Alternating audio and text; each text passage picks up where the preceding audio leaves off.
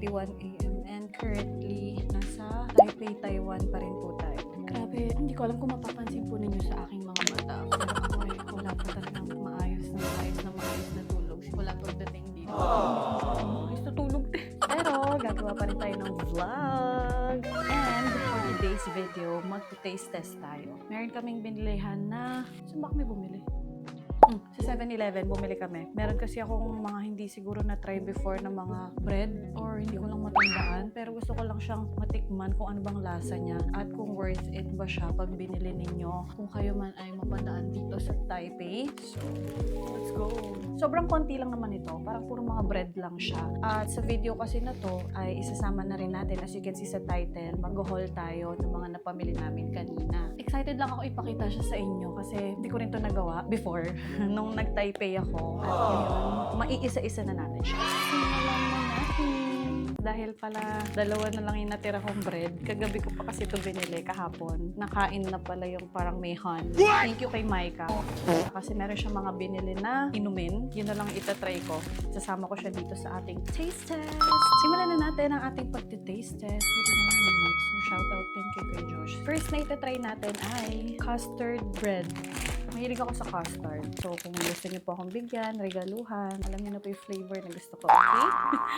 Kakaiba yung itsura niya. Para siyang donut. Pero sa gitna lang yung butas na maliit. Tapos sarado na dito sa likod.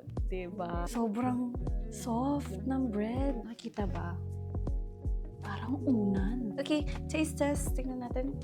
Pag binuksan kung nasa mga custard. Nasa gitna lang. Usual lasa ng custard. Hindi ko alam kung ano ba yung favorite ko na kinakain custard sa Pilipinas. Baka sabihin niyo puro food yung ginagawa ko dito. Hindi po. Hindi pa ako nagdi-dinner. Sa Bells pa lang ako kumain. Simula kahapon, lunch. Anong oras na? Masarap siya kasi malambot yung bread niya. For sure, masarap to sa kape. Okay, so yung feelings niya, hindi lang sa gitna. Kapalibot dun sa bilog niya.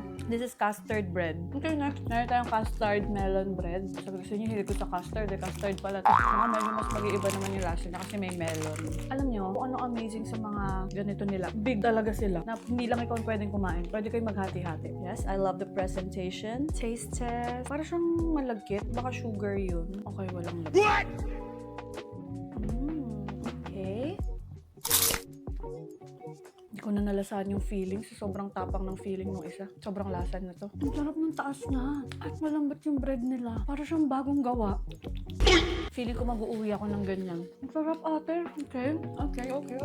Okay, next. Meron akong binili pala na tinapay sa malapit sa hotel namin. Para siyang sa mga palabas ng mga anime na pinapanood namin. Ito siya, kung may nakakaalaman po kung anong tawag dito, pa-comment down below. Sobrang tigas niya na. Ewan ko maririnig ka.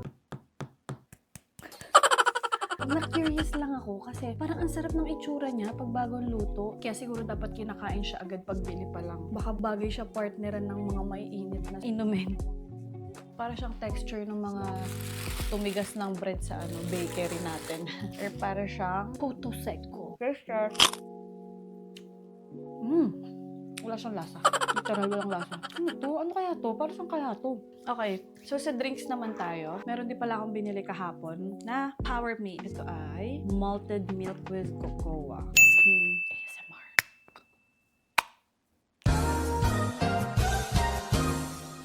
Nalagyan ako. ASMR ka pa. Lasa siyang chocolate drink. Sarap nito Power Mate. Next drink na itatry natin ay Ovaltine. This is golden barley malted milk. Si Kuya Josh kasi bumili ng unang araw namin ng Ovaltine. Pero yung usual na kulay ng Ovaltine, which is yung color orange. Ito parang medyo yellow-orange ang atake niya. Pwede mo siyang struhin. Ayan ang meron ditong bilog. Hindi ko alam kung nakikita nyo. Ang usual na pagbukas ko naman ng mga ganitong klaseng carton is ganito. Ganyan nyo po siya bubuksan, hindi buo. Tapos, pag open nyo, meron dito. Hilahin nyo lang pababa. So, ayan na. Open na siya. And then, you're gonna drink it like this. Ang sarap nito. Parang mas masarap siya dun sa original na Ovaltine na color orange. Give ko to sa kanila. Kasi ang saya nila. Okay, next naman. This one is, malalaman ko na lang kapag nainom ko na siya. Kasi hindi ko rin ma-distinguish kung anong klaseng prutas ba ito or ano. Color green siya. Let's go. Hmm. Hmm? Hindi masarap. Para siyang soy milk. Soy milk na hindi eh. Nainom ako ng soy milk eh. Okay. So, black bean pala siya, guys. Medyo weird ng lasa niya. Hindi ako fan eh. Okay. Last one to taste. Same din. Color green. Talaga masarap. Hindi ko siya bet. Pero bet ni Maika. Medyo weird talaga yung mga gusto nito eh. Anyways, we're done with our taste test. Ngayon, aakyat na tayo sa aking room na magulo at iisa-isahin na natin ang aking mga nabili. I'm so excited to share with you lahat ng yon. Let's go! The next day. So guys, inabot na tayo ng kinabukasan. Ngayon po ay alas 10 na ng umaga. Nakatulog na ako kagabi kasi di ko na kaya. Na-realize kong pagod na pala ako kasi buong araw kami nag-tour. Sure ako mapapanood nyo naman yan or napanood nyo na by this time. At napagod talaga ako maglakad kasi malala. So naisip ko na magpahinga na lang kaysa ituloy pa at ngayon na lang mag-shoot. Kasi marami pa naman tayong oras sa araw na to. At mas magkakaroon ako ng energy. Hindi ko alam kung makakompare nyo yung energy ko kagabi sa energy ko ngayon. Kasi sobrang antok talaga ako kagabi at hindi ako masyado makapag-ingay. Kasi nga nung oras na, may mga natutulog na. Anyways, ngayon ang gagawin natin ay mag-haul na tayo. Papakita ko sa inyo isa-isa to. At excited ako. Okay, nakikita nyo naman dito napakaraming plastic. And kahapon doon sa Yellow Park, nakakuha rin naman ako ng video na namili ako ng mga pampasalubong. So, isa-isahin natin. At dahil doon, uunahin na natin sila. Alam nyo, parang lahat din halos talaga ng mga nabili ko ay para sa aking pamilya at para sa mga pampasalubong sa mga kaibigan ko. Parang siguro, parang konti lang din yung mapupunta sa akin pero sobrang saya ko. Kasi meron ako nabiling nougat. Ito yung binili ko din last time. And feeling ko, bibili pa ulit ako ng ganito. Kasi ito yung pinakamasarap for me. Parang ito lang masaya na ako. Kasi di ba yung nougat natin sa Pilipinas, yung square na maliit na puti, ito may biscuit siya at hindi siya ganun katamis for me. So, kung pupunta man po kayo ng Taiwan, you must try this nougat biscuit. Okay, next. Pineapple cake. Isa to sa mga kilala dito sa Taipei or Taiwan. Kasi nakabili na rin ako nito last time at masarap to. So, dalawa pala yung binili ko. Magkaiba siya ng exterior. Magkaiba siya ng box. So, hindi ko alam kung ano yung masarap dito. Nalimutan ko na. Pero, yeah. Pineapple. May mga discount naman sila. Like, bili kang 7 pieces for $500. May mga package naman sila. And for me, mas makakatipid kayo ng ganun. Kasi dun sa pinuntahan namin, mas mura din siya compared to mga nandito sa Ximending. So, ginrab na namin yung opportunity. Kasi para mas makatipid-tipid kahit papano. Ay! Parang hindi sa akin to. Joke. Sa akin pala to. Ang dami ko pa palang binili, guys. May pakpakan na binili ng nougat biscuit. Atake, ang dami kong stock bago matapos ang taon. Next, bumili ako nito kasi si ate naman, ipatapos na sana akong bumili. Pero sabi niya, Chocolate. sabi ko, Oh, I'm not fond of sweet. tama ba? Kasi sinabi ko, di ako mahilig sa mga matatamis. Pero nung tinikman ko, ang sarap naman kasi lasa siyang healthy dahil dark chocolate siya. Ito yung pinatikim niya sa akin. Ito, meron din silang package. Parang 12 pieces for $500. Hindi ako nagkakamali. Pumili ako ng almond na dark chocolate, yung flavor, and boba milk tea. Ito hindi ko to na-try, pero mukha siyang masarap at kakaiba. Kaya bumili na din ako. 12 pieces. Tapos meron pang isa na white chocolate ata to. White milk ball. Yer! Next na plastic. Ayan. Ito din, isa to sa mga nagustuhan ko dito. At kung ikaw po ay mahilig sa mga seaweed, for sure, masasarapan ka dito at ma-appreciate mo yung lasa niya. Para lang siyang chips eh, ganon. Tipid siya sa bagahe kasi manipis lang siya at magaan. So pili ko kahit marami kang dalhin ito. Kunti lang idadagdag niyo sa bagahe mo. I got sick! So excited! And finally, na nabili ko dun sa Yelyu ay mga mochi. So, nakakakain lang ako ng mochi dun sa binibenta ni Kuya na ice cream. Pero, masarap kasi siya at na-appreciate ko na siya simula nun. Bumili ako ng iba't ibang flavor at for sure, mas masarap ako pag kagaling sa ref. Kapag malamig. Mayroon akong strawberry cheesecake, pistachio. 2 pistachio yung binili ko. Cookies and milk. Mayroon akong tiramisu, coconut flavor, and salted caramel. Loong sarap. Parang natatakam ako kahit sobrang aga. Kakagising ko lang kasi, guys. Halata ba? Pasensya na kung may makikita pa kayo dyan muta. Diretso work ang atake ko.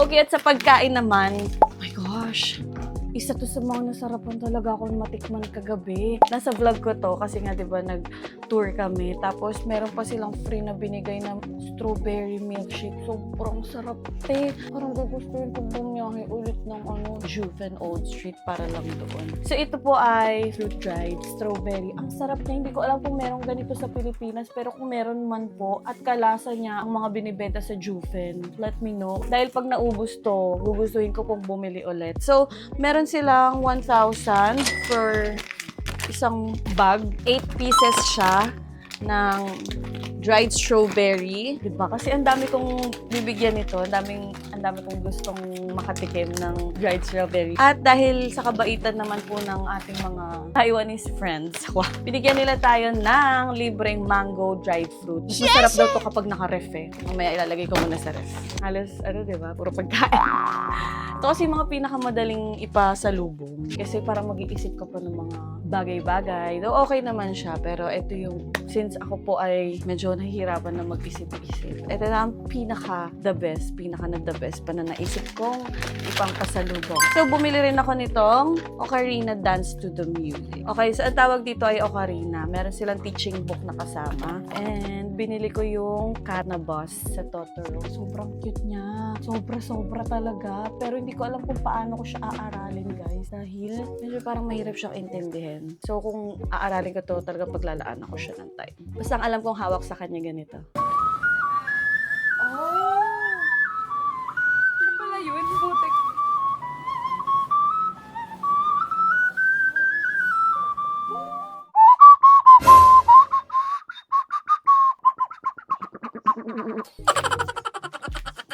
Nice, right? Next, meron akong binili sa... Nalimutan ko yung pangalan. Meron akong binili doon nang nagpalipad kami ng lantern. Si No Face. Sobrang cute niya, te. Ref magnet siya. So, nakita siya ni Maika. Tapos, binili ko na din. Medyo mahal lang siya kasi parang $120 isa. Pero, ang cute, te. So, minsan lang naman ako makapunta sa ganong lugar. Kaya, kinrap ko na yung opportunity na makabili para meron akong remembrance at ilalagay ko siya sa aking ref. And of course, sa mga ganyan, syempre hindi mawawala din ang mga ref magnet katulad nun. Bumili na din ako since first time ko sa Yelyu. Ang weird lang ng itsura niya, pero kasi unique siya. So parang pag may pumunta sa bahay or makita to sa ref ko, sabihin ko, Head. Kasi nanggaling ako sa Yellow. so isa siyang rock transformation. Na mukhang head ng queen. Rough yung texture niya. At mabigat siya, ate, in fairness. Bumili pa rin ako nito. Though may Taiwan na ako na ref magnet, bumili pa rin ako ng ganitong itsura. Kasi nga, ang unique tignan ng queen's head. Tapos may beads pa siya sa loob. Mabilisang haul lang naman tong gagawin natin dahil mag-aayos pa ako ng damit. Next, meron akong binili sa Oma. Kagabi lang to. Dahil today ay, tama na, hindi na mag-shopping ang first.